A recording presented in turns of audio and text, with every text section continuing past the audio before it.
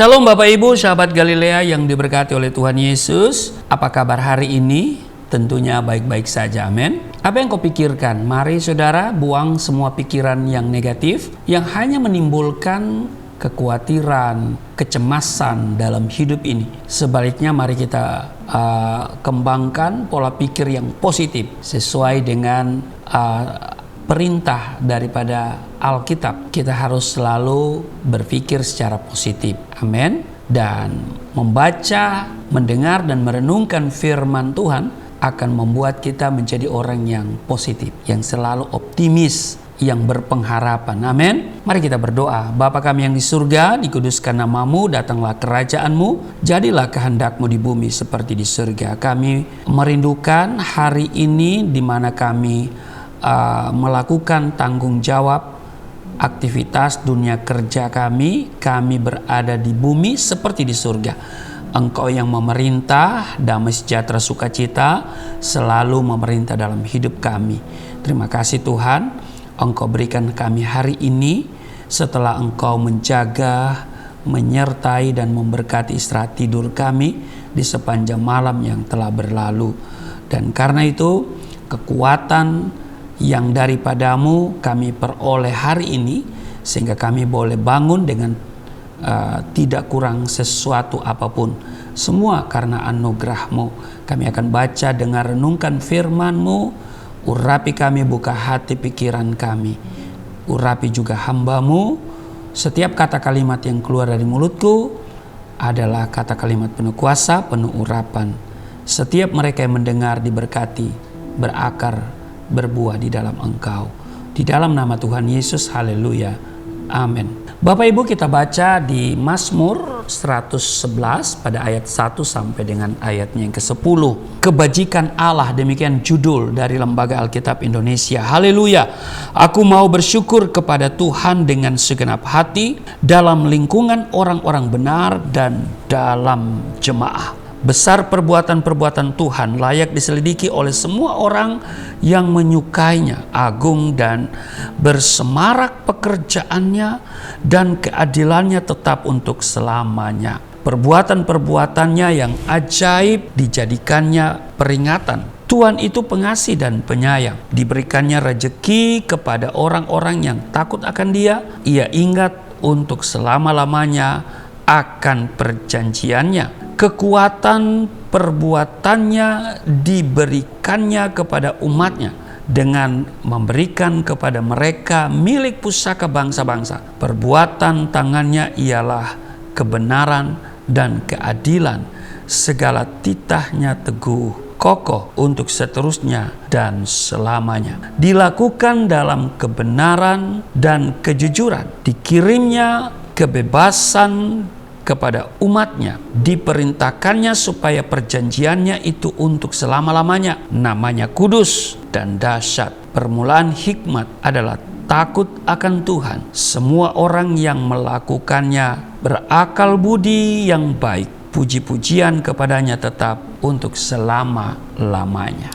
Bapak Ibu, mari kita miliki hikmat Tuhan. Amin. Sebab di dalam dunia ini ada hikmat dunia, ada hikmat Tuhan. Untuk memiliki hikmat Tuhan dikatakan di Mazmur 111 ayatnya yang ke-10, permulaan hikmat adalah takut akan Tuhan. Semua orang yang melakukannya berakal budi yang baik. Puji-pujian kepadanya tetap untuk selamanya. Nah Bapak Ibu, ketika memerintah sebagai raja atas Israel, menggantikan ayahnya yaitu Daud, Salomo berdoa kepada Tuhan agar diberikan hikmat supaya ia dapat memimpin rakyatnya dengan baik serta paham menimbang perkara dengan baik dan memutuskan dengan baik. Salomo tidak meminta umur panjang atau kekayaan,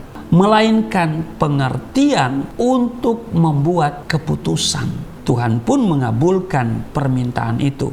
Dalam 1 Raja-Raja pasal 3 ayat 12 dikatakan begini, sesungguhnya aku memberikan kepadamu hati yang penuh hikmat dan pengertian, sehingga sebelum engkau tidak ada seorang pun seperti engkau, dan sesudah engkau takkan bangkit seorang pun seperti engkau. 1 Raja-Raja pasal 3 ayat 12 bagian B. Karena hikmatnya Salomo menjadi raja yang terkenal dan disegani oleh bangsa-bangsa lain. Pertanyaannya adalah, begitu pentingkah hikmat itu? Bagi Bapak Ibu, penting gak hikmat? Seorang Salomo merasa hikmat itu begitu penting. Arti kata hikmat menurut Kamus Bahasa Indonesia adalah kebijaksanaan atau kepandaian, dan bisa disimpulkan bahwa hikmat adalah kemampuan menimbang segala sesuatu dengan benar dan berakal budi. Daud berkata begini di Mazmur 111 ayat 10 bagian A, permulaan hikmat adalah takut akan Tuhan. Kalau kita lihat Ayub pasal 28 ayat 28 dikatakan, sesungguhnya takut akan Tuhan itulah hikmat, dan menjauhi kejahatan itulah akal budi. Salomo pun menegaskan di dalam Amsal 9 ayat 10, permulaan hikmat adalah takut akan Tuhan, dan mengenal yang Maha Kudus adalah pengertian. Nah, kita berpikir semua bentuk pengetahuan dapat diperoleh melalui pendidikan formal, yaitu bangku sekolah, ya kan? Atau membaca buku sebanyak mungkin. Memang itu sangat berguna. Namun pengetahuan yang kita dapatkan tersebut hanya mampu meningkatkan kecerdasan intelektual kita saja. Hakikat sesungguhnya dari pengetahuan adalah takut akan Tuhan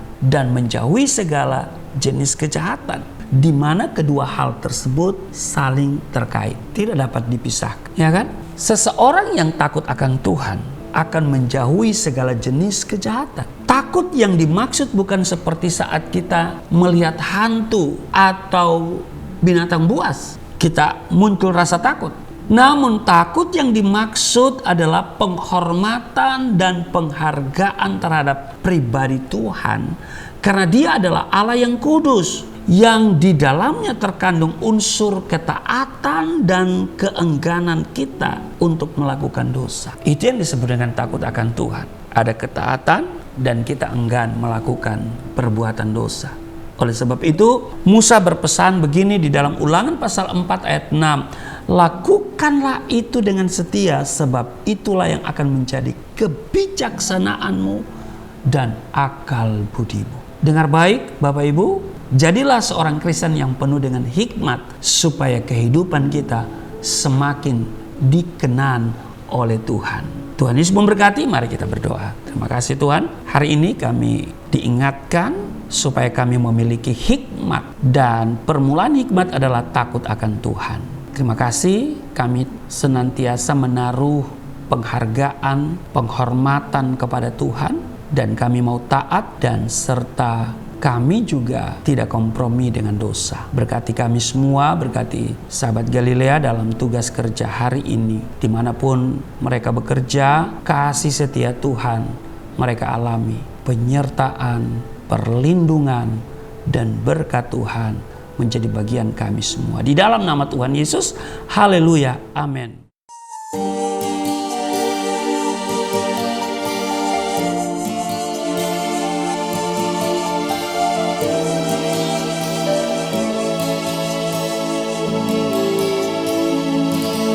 Bapa kami yang di surga, dimuliakanlah nama-Mu. Datanglah kerajaan, jadilah kehendak-Mu di bumi seperti di surga.